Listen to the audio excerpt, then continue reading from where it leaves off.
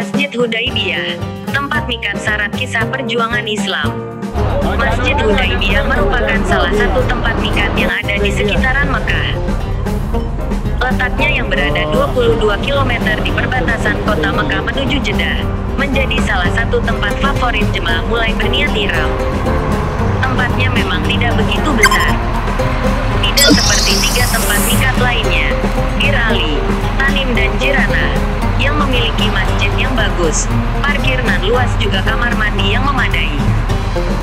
Di Masjid Hudaybiyah ini kapasitasnya kecil, parkiran seadanya dan kamarnya mandinya pun terbatas.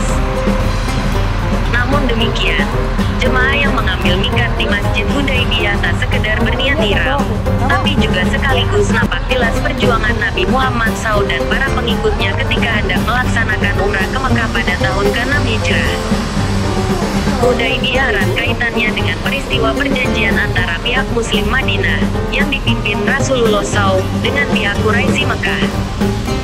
Sebagaimana diabadikan dalam Al-Quran Qiyas Al-Fat ayat 24. Perjanjian itu dilaksanakan di sebuah daerah bernama Hudaybiyah pada bulan Zulqa'dah 6 Hijriah. Menilik sejarahnya, perjanjian Hudaybiyah ini terjadi karena kaum Quraisy Mekah melarang kaum Muslim Madinah untuk masuk ke Mekah dalam rangka melaksanakan ibadah haji umrah. Pada akhirnya Nabi Muhammad SAW mengajak kaum Quraisy untuk bernegosiasi hingga mengadakan perjanjian damai. Rasulullah yang membawa sekitar 1.000 rombongan dari Madinah hendak ke Mekah untuk menunaikan ibadah haji. Rencana Rasulullah ini ternyata tercium oleh kaum Quraisy, dan mengirimkan utusan Quraisy untuk mencegah rencana Rasulullah bersama pengikutnya ke Mekah. Kepada utusan Quraisy, Rasul menegaskan tujuan kedatangannya ke Mekah untuk ibadah haji dan umrah bukan untuk berperang. Namun, pihak Quraisy tidak sepenuhnya percaya dengan ucapan Rasul. Mereka pun mengatur siasat untuk mengadang kedatangan Rasul bersama pengikutnya ke Mekah. Nabi bahkan mengutus Utsman bin Affan kepada pemuka kaum Quraisy untuk melakukan perundingan, namun kandas. Sampai pada akhirnya munculnya desas-desus bahwa Utsman telah dibunuh secara muslihat oleh pihak Quraisy. Nabi Muhammad SAW dan pengikutnya merasa gelisah. Untuk menunjukkan rasa solidaritas yang kuat dengan saling meletakkan tangannya di atas beberapa pedang yang dibawa untuk keperluan pemotongan binatang kurban. Sumpah setia ini dalam sejarah Islam dikenal dengan nama Bayatul Ridwan. Bayatul Ridwan ini pun sampai ke pihak Quraisy dan menggetarkan hati mereka. Mereka segera mengadakan sidang darurat untuk mencari cara menghadapi ancaman kaum muslimin. Kaum Quraisy sejatinya mengalami kejatuhan mental karena masih trauma dengan kekalahan mereka pada Perang Badar. Utsman bin Affan pun akhirnya kembali pihak muslimin Madinah. Sementara pihak Quraisy akhirnya mengirimkan utusannya untuk melaksanakan perundingan dengan Muslim Madinah untuk menghindari kesalahpahaman.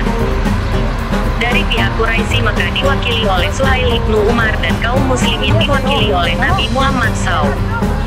Perundingan itu menghasilkan perjanjian Hudaybiyah. Pada pokoknya, perjanjian itu menyepakati gencatan senjata antara Mekah dengan Madinah selama 10 tahun. Warga Mekah yang menyeberang ke Madinah tanpa seizin walinya harus dikembalikan ke Mekah. Warga Mekah yang menyeberang ke Madinah tanpa seizin walinya harus dikembalikan ke Mekah. Warga Madinah yang menyeberang ke Mekah maka tidak boleh kembali ke Madinah. Selain warga Mekah dan Madinah, dibebaskan memilih untuk berpihak ke Mekah atau Madinah. Nabi Muhammad SAW dan pengikutnya harus meninggalkan Mekah, tetapi diperbolehkan lagi kembali ke Mekah setahun setelah perjanjian itu. Mereka dipersilakan tinggal selama 3 hari dengan syarat hanya membawa pedang dalam sarungnya, maksudnya membawa pedang hanya untuk berjaga-jaga, bukan digunakan untuk menyerang. Selama 3 hari itu, kaum Quraisy Mekah akan menyingkir keluar Mekah. Perjanjian Hudaybiyah ini membuat sebagian kaum muslimin Madinah kecewa karena isinya sangat merugikan pihak muslim. Tapi Rasulullah justru melihat perjanjian Hudaybiyah ini sesungguhnya akan membawa kemenangan nyata bagi kaum muslimin. Rasulullah yang sudah memahami karakter orang-orang Mekah kala itu, yakin bahwa kaum Quraisy Mekah akan melanggar perjanjian tersebut sebelum selesai 10 tahun. Benar saja, belum genap 10 tahun, orang-orang Quraisy melanggar perjanjian Hudaybiyah, sehingga perjanjian ini menjadi cikal bakal penaklukan kota Mekah.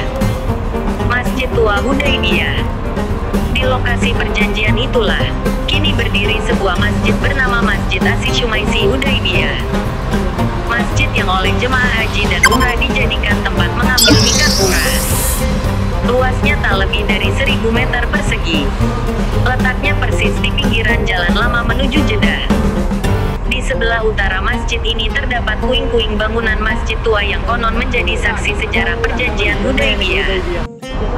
Meski bangunannya sudah tidak utuh lagi, namun syarat makna sejarah perjalanan perkembangan Islam di Mekah.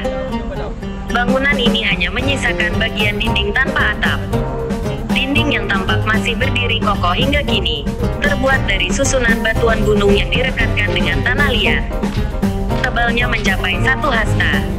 Masjid tua itu sudah tidak lagi digunakan, seiring dengan dibangunnya masjid yang baru, persis di sisi kanan masjid lama.